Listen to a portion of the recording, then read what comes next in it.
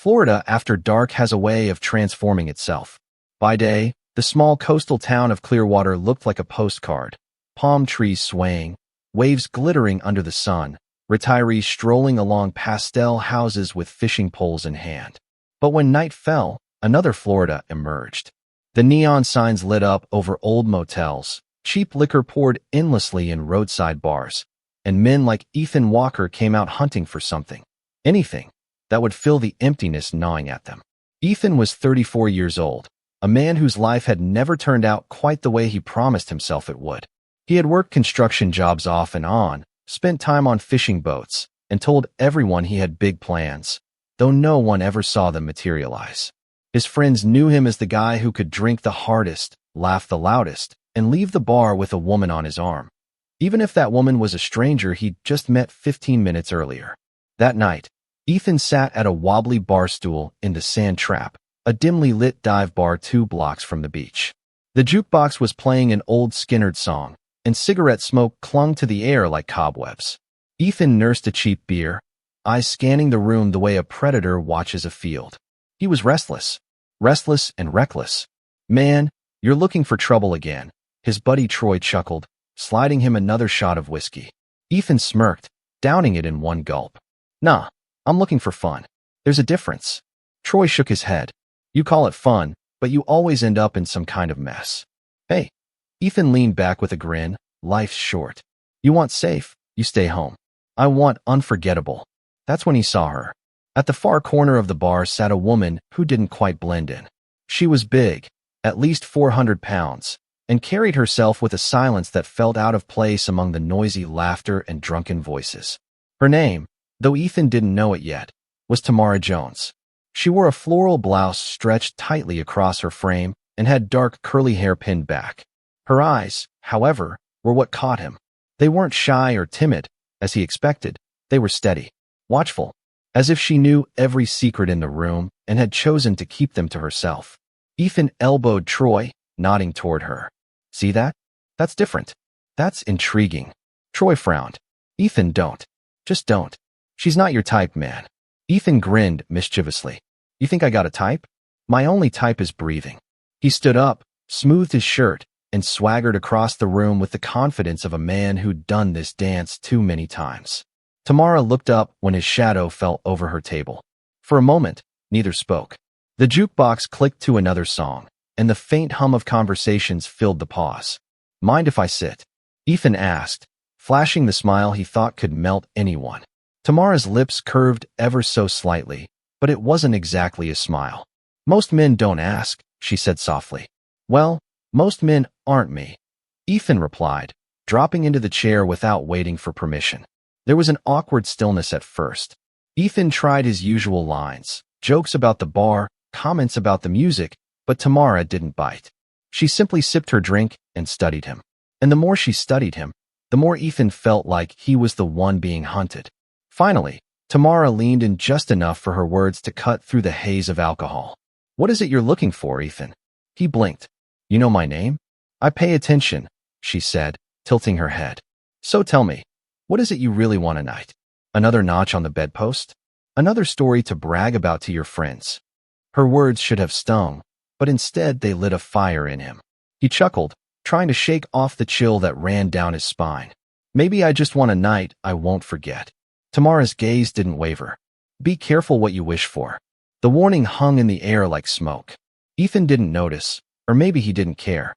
He had always believed he was untouchable, that nothing bad could come from a few drinks and a one-night stand.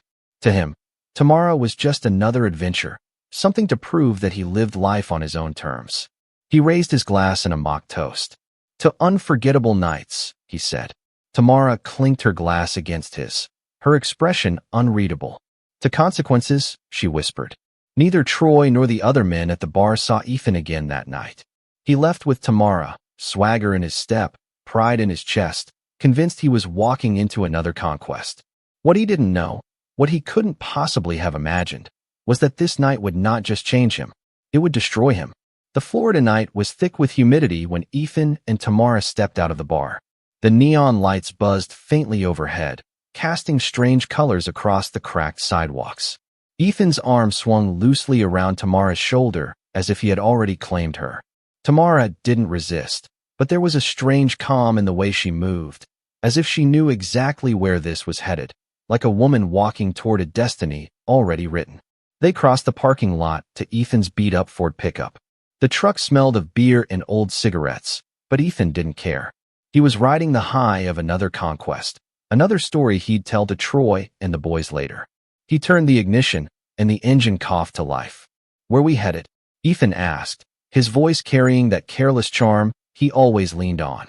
Tamara turned her gaze to him, her eyes steady in the dim glow of the dashboard lights. "Somewhere quiet. Somewhere no one bothers us." Ethan grinned. "Motel it is." They drove past the darkened streets until they reached a roadside motel just off Highway 19. The sign read "Sea Breeze Inn," though the only thing breezy about it was the wind rattling loose shutters. The parking lot was nearly empty. Ethan pulled in and killed the engine. "Not exactly 5 stars, he joked. Tamara looked at the motel with a kind of stillness, then back at him. 5 stars aren't necessary. Just 4 walls and a locked door. Inside, the clerk barely looked up as Ethan slapped down cash for a room. He threw Tamara a wink like it was all part of the game. They walked down the narrow corridor, paint peeling from the doors, and entered room 6. The room smelled faintly of mildew, the kind of smell no amount of air freshener could ever mask. A single lamp cast a weak glow, and the bedspread was patterned with faded flowers. Ethan dropped his keys on the nightstand and stretched, grinning. "Well," he said, "here we are. You ready to have a little fun?" Tamara didn't answer right away. She placed her purse on the dresser and turned slowly toward him.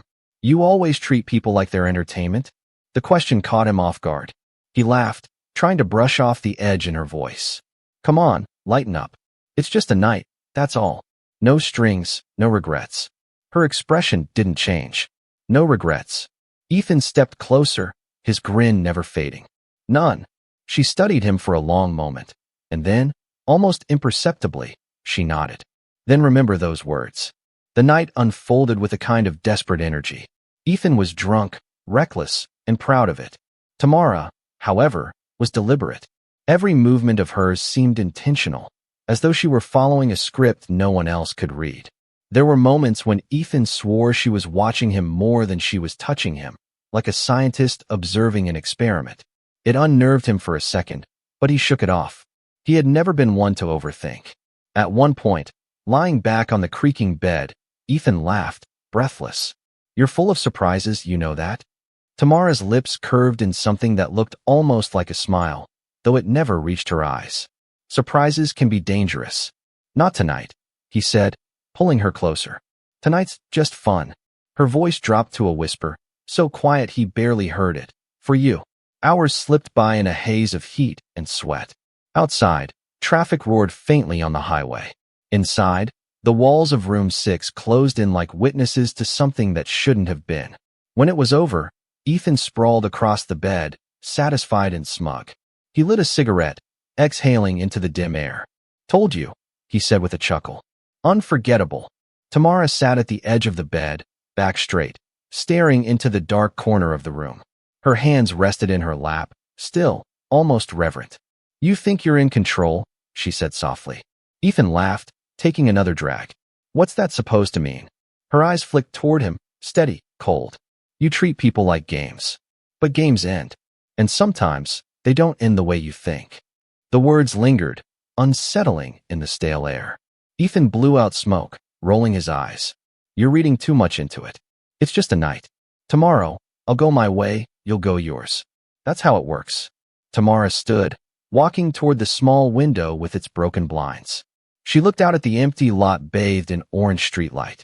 "Not everything works the way you think." Ethan smirked, flicking ash into a plastic cup. "You're talking riddles now. I like a challenge." She turned, her face half hidden in shadow. "You'll understand soon enough." Ethan laughed again, shaking his head. "You're something else, Tamara. But I gotta say, I don't mind. Tonight's been one for the books." She didn't respond. She only watched him with that same unreadable expression, as if measuring the exact distance between his arrogance and his downfall. Eventually, exhaustion overtook him. Ethan stubbed out his cigarette, stretched, and collapsed onto the bed with a satisfied sigh. "Good night, sweetheart," he mumbled, already drifting. Tamara remained by the window, standing perfectly still, her silhouette framed by the dim glow of the streetlight. For several minutes, she didn't move. Her breathing was calm, her face expressionless. When she finally turned back toward the bed, Ethan was already snoring lightly. She whispered to the empty room, words not meant for him but for herself. "They always think it's just a night." The lamp flickered, the motel walls groaned, and outside the sea breeze in, Florida's night carried on, oblivious. But inside room 6, something irreversible had already been set in motion. Ethan Walker, so sure of himself, so proud of his reckless choices, had no idea that by morning, his life would begin to rot, literally, from the inside out. The first light of dawn crept through the broken blinds of room 6. The glow was pale, almost sickly, settling across Ethan's face as he stirred on the sagging motel mattress. At first, he thought it was just a hangover, the pounding in his skull, the dryness in his throat, the heaviness in his limbs. But then came the pain. It started as a dull burn deep in his gut, crawling downward like fire under his skin. Ethan groaned, pressing a hand to his stomach. His head spun. He forced himself upright, blinking against the sharp sting in his eyes. For a moment, the room swayed, and the faded floral wallpaper seemed to close in around him. Then the real horror began. He swung his legs off the bed and stumbled toward the bathroom, muttering under his breath, "Damn whiskey, what the hell did I drink?" The bathroom mirror caught him under the harsh fluorescent light. His face looked pale, sweaty, eyes bloodshot. But what made his stomach drop was the wet stain spreading across his boxers. Ethan yanked them down, and the scream that tore from his throat echoed off the tile walls. His manhood was swollen, blistered, the skin mottled with angry red patches. A foul odor rose up, something so unnatural it made him gag. And worse, he could see tiny spots where the flesh looked like it was breaking down, rotting. "Jesus Christ," he bellowed, staggering backward. His body slammed against the wall, knocking a towel rack loose.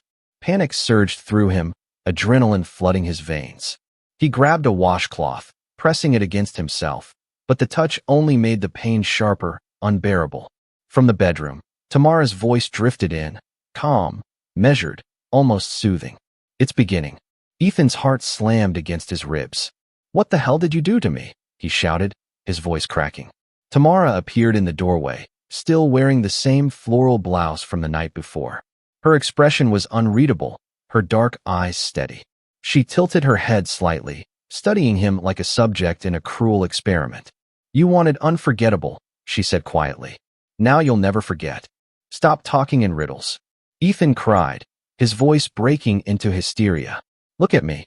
I'm falling apart." He clutched the counter, shaking violently.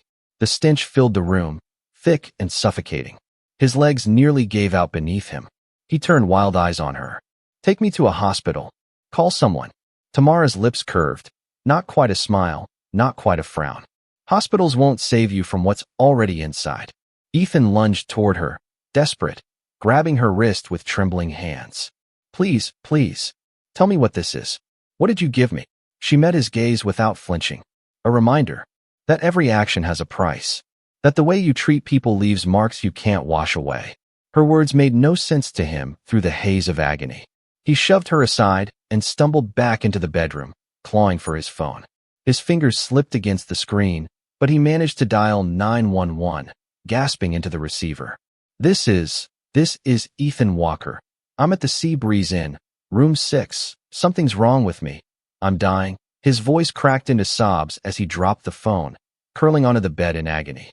The dispatcher's voice faintly called from the floor. Sir, help is on the way. Stay on the line." Ethan's vision blurred, sweat pouring down his face. His body shook uncontrollably, and he pressed his fists against the mattress, trying to keep from screaming again. Tamara stood by the window, pulling the blinds open slightly to watch the morning sun. She didn't move to comfort him, didn't move to help. She only whispered, almost to herself, "Choices have consequences. You made yours." Within minutes, the wail of sirens cut through the stillness of the motel.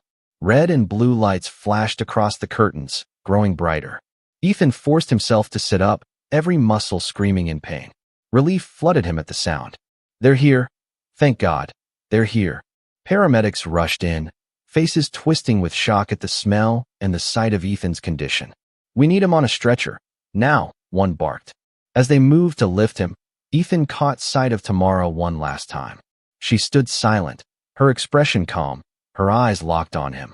For a split second, he swore she looked almost satisfied. He tried to speak, to curse her, to beg, but the words wouldn't come. His throat closed up with sobs as the paramedics strapped him down and carried him out. The last thing Ethan saw before the motel door slammed shut was Tamara's still figure against the light of the window, watching him, like a shadow that would haunt him forever.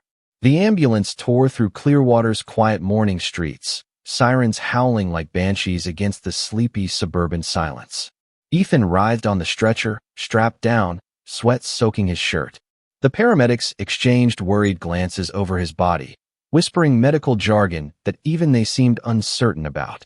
"BP's dropping fast," one shouted. "Pulse is erratic. Keep him stable until we get there," the other replied, though his voice betrayed doubt. Ethan's eyes rolled back, then snapped forward. His voice cracked as he tried to speak. Please don't let me die." The paramedic leaned down, voice steady but urgent. "You're not dying today, sir. Stay with me." But Ethan wasn't convinced. Every inch of him burned, and beneath the pain was something worse, decay. He could smell it, could feel it eating him alive. Minutes later, they burst through the emergency room doors of Clearwater Memorial Hospital. Doctors and nurses swarmed, voices overlapping in a controlled chaos. Ethan was wheeled into Trauma Bay 3, fluorescent lights glaring down like interrogation lamps. Dr. Melissa Carter, a seasoned ER physician with 20 years of experience, snapped on gloves. "What do we have?" 34-year-old male, a paramedic rattled off. "Severe infection, rapid necrosis, unknown origin. Started less than 12 hours ago." Dr. Carter frowned, pulling back the sheet. The sight made her inhale sharply, though she masked it quickly.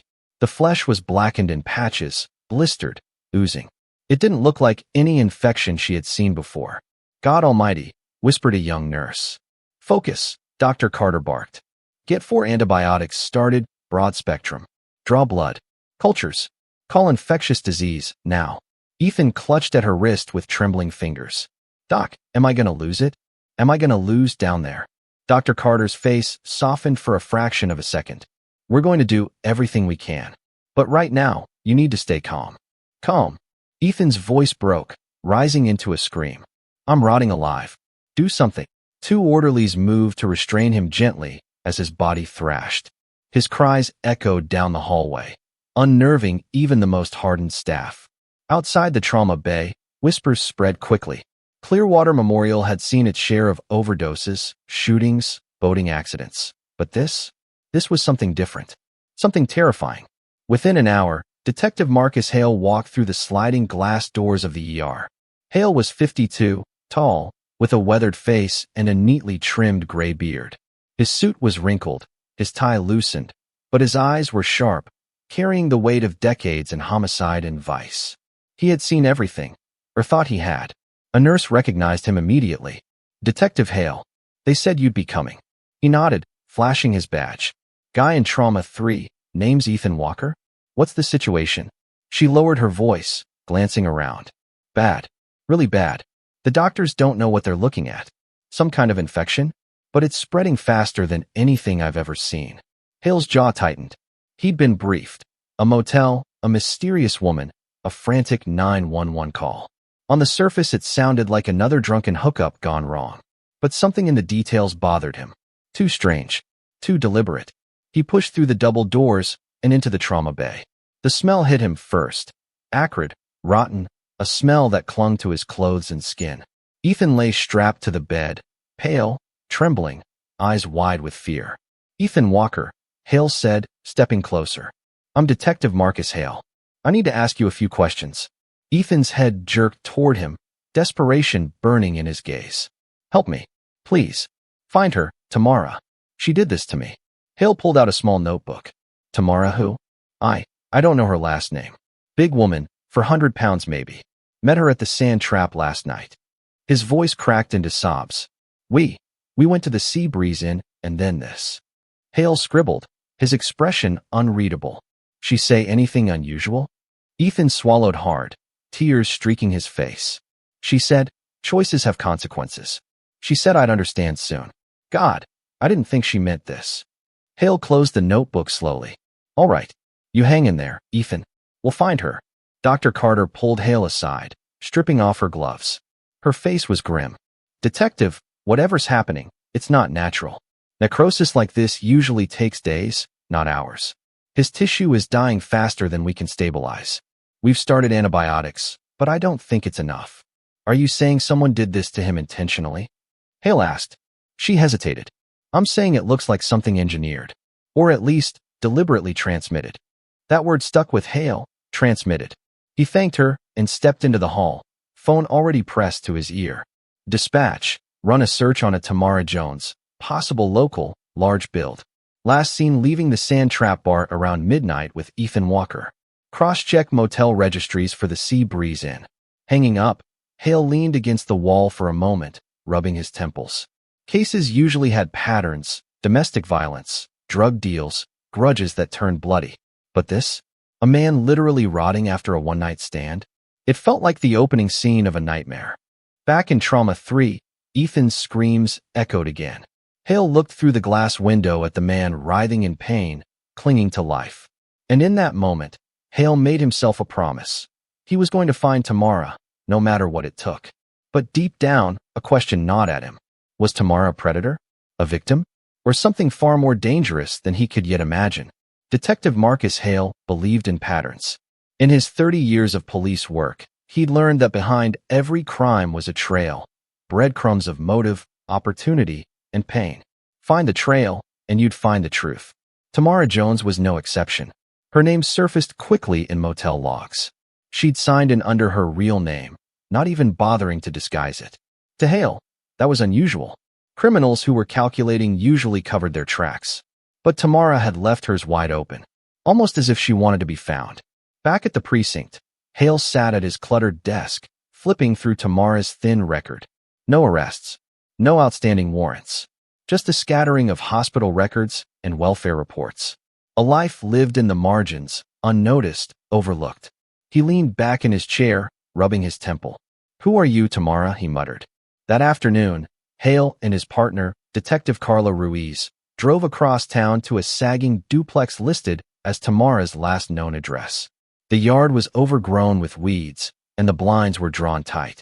A neighbor, an older woman in a housecoat, peeked out from her porch and shuffled over cautiously. You looking for Tamara? She asked, eyes narrowing. Yes, ma'am, Hale said, showing his badge. Detective Hale. This is Detective Ruiz. Do you know her? The woman sighed. Know her? Honey, everybody around here knows her, but not many talk to her. She kept to herself. Quiet mostly. But there was a sadness on that girl, deep as the ocean. Hale nodded. Did she ever mention family? The woman shook her head. No family I ever saw. She had a man, once. A younger fella. Mean eyes. Heard he treated her bad. Real bad. Then one day he was gone, and she was different after that. Harder. Like she was carrying something no one could take from her. Do you remember his name? Ruiz asked. The woman hesitated. Daryl. That was it. Daryl something. I think he hurt her. Folks whispered she got sick after him. Real sick. Hale scribbled in his notebook, his gut tightening. Abuse. Abandonment. Illness. A cocktail he'd seen transform too many lives into tragedies or crimes. That evening, Hale tracked down a former coworker of Tamara's at a local diner. A heavy-set man in a grease-stained apron wiped his hands nervously when Hale approached. Tamara? Yeah, she worked here a few years back, the man said.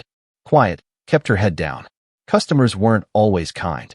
Some laughed at her, some said things I won't repeat. But she never fought back. She just took it. What happened?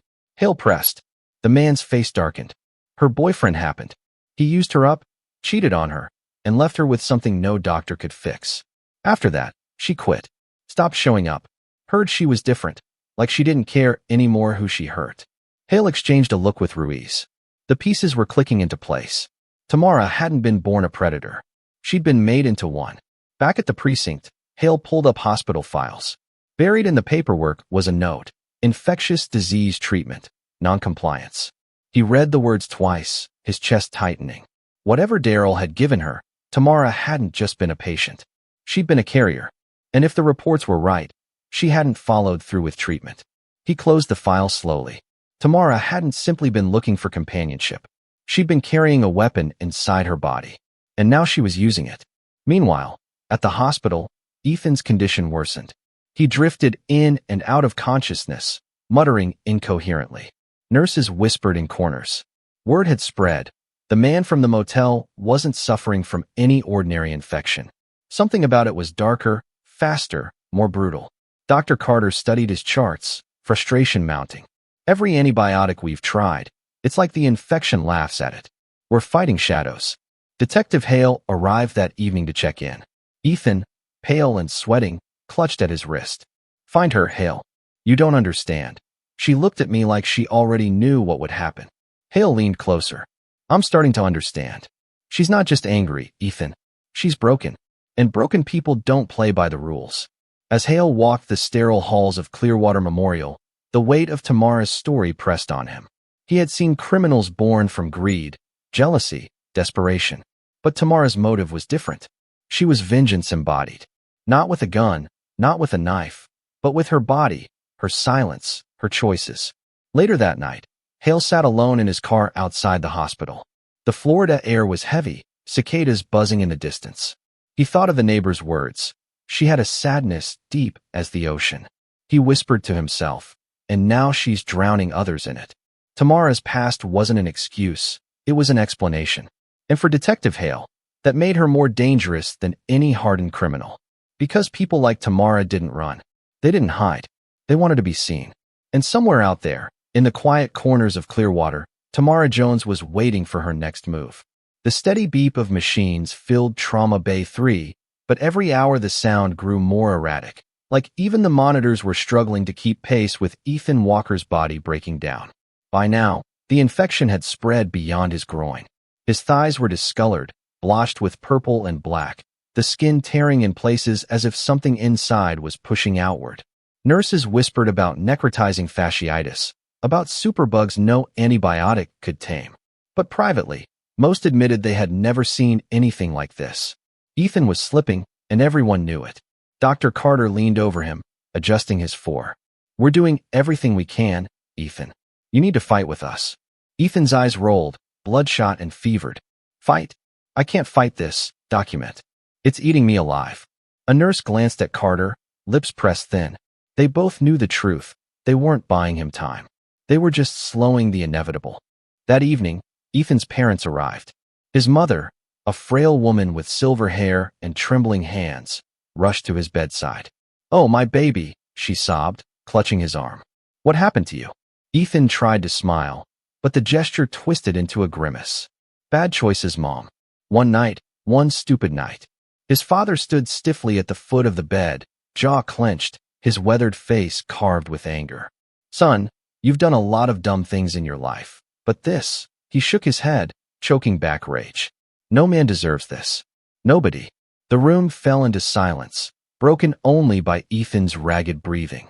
His mother stroked his hair, tears dripping onto the sheets. We'll pray. We'll pray for a miracle. Ethan's voice cracked. Prayers won't fix me, Mom. Just don't let me die alone. His words shattered her. She bent over, holding him like a child, whispering lullabies she had sung when he was a boy. Detective Hale watched from the hallway through the glass. He wasn't a man easily shaken, but the sight unsettled him. He saw not a reckless womanizer but a terrified son, undone by choices that should have been harmless but had turned fatal. Ruiz joined him, holding a file. We got a lead. An abandoned property off Old Tampa Road. Used to belong to Tamara's aunt before she passed. Neighbors say they've seen her going in and out. Hale nodded grimly. Then that's where she's holed up. The next morning, Ethan's condition worsened.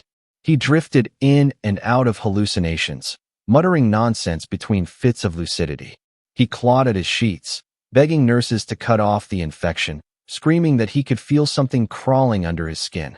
Make it stop, he howled, thrashing until orderlies had to pin him down. She's inside me. She put this in me. Dr. Carter sedated him, but even under medication, his body convulsed. The stench had grown unbearable, forcing staff to mask their faces. Still, his mother never left his side, whispering prayers through tears. Detective Hale stepped in quietly. "Mrs. Walker," he said gently, "we're getting closer to finding her. I promise you that." She lifted her head, eyes swollen from crying. "Find her? For what? My boy's already dying. That woman, she killed him the moment he touched her." Her words pierced Hale, but he forced himself to remain steady. Justice still matters. For him. For others. If we don't stop her, she'll do this again. Mrs. Walker gripped his hand suddenly, desperation in her gaze. "Then stop her, detective. Don't let another mother feel this." That night, Hale and Ruiz drove down Old Tampa Road. The road narrowed into cracked asphalt lined with moss-draped oaks. At the end stood a weather-beaten house, its windows dark, its porch sagging like it carried too many secrets. They parked half a block away, watching. The air was thick, heavy with the smell of swamp and night-blooming jasmine. A faint light glowed inside the house, flickering like a candle. Ruiz adjusted her holster. "What's your read?" She armed. Hale shook his head slowly. "Tamara's weapon isn't something you holster. It's her body. Her presence. That makes her more dangerous than someone with a gun, because people don't see the threat until it's too late." They approached cautiously, boots crunching gravel. Hale knocked, his voice firm. "Tamara Jones. This is Detective Marcus Hale with Clearwater PD. We need to talk." For a moment, silence. Then, a shadow moved behind the curtain. The door creaked open just enough for them to see her face. Tamara stood there, calm as the night, eyes steady as ever. She looked neither afraid nor surprised, only resolved. "I was wondering when you'd come," she said softly. Back at the hospital, Ethan gasped awake, clutching his mother's hand. His body was failing, organs shutting down one by one. With the last of his strength, he whispered, "Tell people, don't be like me. Don't think one night can't cost you everything." His mother broke into sobs as alarms blared, doctors rushing in. And though they fought, though they shocked his heart and pumped his chest, Ethan Walker was slipping away, his body too far gone. Detective Hale didn't know yet that time had run out. But as he faced Tamara in that darkened doorway, he felt it. The story wasn't ending. It was spiraling deeper, into truths neither he nor Clearwater was ready to face. The door creaked wider, and the dim light from inside spilled across the detective's shoes. Tamara stood framed in the glow, her floral blouse wrinkled, her heavy frame blocking most of the doorway. Her expression was calm, almost serene, as if she had been expecting them all along. Detective Hale's voice was steady but firm. "Tamara Jones, we need to talk about Ethan Walker." Her eyes lingered on him, then drifted briefly to Ruiz, before settling back on Hale. "He's gone already, isn't he?" she asked, her tone soft, almost mournful. Hale hesitated. He didn't want to confirm it. Not yet. But the truth was written all over her face. She already knew. "He's fighting for his life," Hale said carefully. "But what happened to him? It came from you." Tamara didn't flinch. Instead, she opened the door wider, stepping back. "Then come in. No sense hiding anymore." Inside, the house smelled of dust and mildew, with peeling wallpaper and sagging furniture that looked decades old. A single candle burned on the coffee table, next to a pile of unopened letters and empty prescription bottles. Ruiz's eyes scanned the room warily, her hand brushing her holster. "Place looks like a mausoleum," she muttered. Tamara lowered herself into a chair, the wood groaning under her weight. She folded her hands neatly in her lap, looking at the detectives with unnerving composure. "You want to know why?" she said simply. Hale remained standing, notebook in hand. "Yes. Tell me why a man is lying in a hospital bed, rotting from the inside out after one night with you." Tamara's gaze turned distant, drifting toward the flickering candle flame. "Because I was rotting long before he was. Because someone I loved once took everything from me, my health, my dignity, my hope. And no one cared. No one stopped him. I was left with a disease that wouldn't go away, and a hole inside me so deep I couldn't fill it." Her voice hardened, though it never rose. "Men like Ethan, they laugh at women like me. To them, I'm a dare, a punchline. They take what they want and leave you empty. But I couldn't be empty anymore. I wanted them to feel what I felt. To know what it's like when your body betrays you." Ruiz leaned forward, her voice sharp. "So you decided to play God?" To infect innocent people who never laid a hand on you. Tamara turned her head slowly, eyes narrowing. Innocent. Ethan wasn't innocent. He thought I was a joke, something to brag about. He didn't see me as human. And I gave him what he gave me, consequences. Hale studied her carefully, the lines on his face deepening. But Ethan's gone. His family's destroyed. And now, so are you. This isn't justice, Tamara. It's vengeance. For the first time, a flicker of emotion crossed her face. Pain, regret, or something darker. She exhaled slowly. Maybe. But vengeance was all I had left. The silence stretched, broken only by the candle's soft crackle. Hale finally stepped closer, his voice low but resolute. You can't keep doing this. Whatever happened to you, it doesn't give you the right to destroy others. You're coming with us. Tamara looked up at him, her eyes glistening but steady. I know. She rose slowly from the chair, towering over the detectives, yet she didn't resist. She held out her wrists as if she'd been waiting for this moment. Go ahead, she whispered. End it. Hale clicked the cuffs around her wrists, the sound sharp in the quiet room. Ruiz read her rights, but Tamara didn't seem to hear. She only kept her eyes on Hale, voice trembling with the weight of something unspoken. Detective, she said softly, when they write about me, don't forget to say I was human once. Don't let them make me just a monster. Hale paused, his grip tightening on her arm. For a brief second, he saw her not as a predator, but as a woman broken by years of cruelty and neglect. But duty pulled him back. He guided her toward the door, the cuffs cold against her skin. As they stepped into the humid Florida night, red and blue lights washed over the house. Officers stood waiting, their faces tense, their hands ready. Tamara didn't fight. She didn't cry. She simply lifted her chin, walking into the flashing lights as if they were a stage she'd rehearsed for all her life. Detective Hale watched her go, the weight of the case pressing hard on his chest. Justice had been served, but it felt hollow. Because deep down, he knew Tamara was right about one thing. Monsters weren't born. They were made. And somewhere, in the shadows of Clearwater, another broken soul might already be forming. The fluorescent lights in Trauma Bay 3 hummed faintly, a cruel soundtrack to Ethan Walker's final battle. His body had grown gaunt in only a matter of days, the infection stripping away strength faster than the doctors could intervene. Machines beeped and whirred around him, but their rhythm was erratic, fragile, like a candle flickering in the wind. His mother hadn't left his side. Her once neat silver hair was tangled, her eyes swollen from crying. But she stayed, holding her son's hand with a grip so firm it seemed as if sheer love might keep him tethered to this world. His father stood at the foot of the bed, stiff-backed, grief carved into every line of his weathered face. Dr. Carter entered quietly, her expression grim. She looked at the monitors, then back at the family. We're doing all we can, she said softly. But his organs are shutting down. It's only a matter of time. Ethan stirred, his cracked lips parting. Mom. His voice was hoarse, barely more than a whisper. She leaned close, brushing damp hair from his forehead. I'm here, baby. I'm right here. Tears leaked from the corners of his eyes. I'm scared. I know, she whispered, her own tears falling freely. But you're not alone. We're with you. His father moved closer, finally breaking the wall of silence he had built.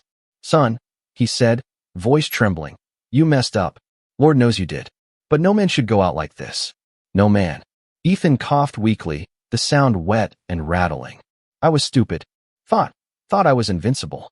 One night, Dad. Just one night. His chest rose and fell in shallow bursts. Tell people, don't be like me. Don't think it can't happen. One night can cost everything. His words hung heavy in the air, raw and final. His mother sobbed harder, clutching his hand as if she could squeeze life back into him. The machines wailed, alarms shrieking as Ethan's heartbeat faltered. Nurses rushed in, their voices urgent. He's coding. Get the crash cart. Dr. Carter barked orders, her hands moving fast. Pads pressed against his chest, electricity jolting through his failing body. His body arched, then collapsed back onto the bed, still trembling. Another shock. Another attempt to drag him back. Come on, Ethan, Carter muttered under her breath, sweat on her brow. Don't give up on me. But Ethan's body was already too far gone. The infection had ravaged him beyond saving. After several more desperate attempts, The line on the monitor flattened into a steady, merciless tone. Dr. Carter lowered her hands, shoulders sagging. Time of death, 4:12 a.m. The room fell silent except for the broken sobs of his mother. She collapsed against his chest, her tears soaking the hospital gown. His father stood frozen, his face rigid, his fists clenched, the pain etched so deep it seemed permanent. Detective Hale, who had stepped into the doorway moments earlier, removed his hat, bowing his head. He'd seen death before, too much of it, but this one weighed heavier than most.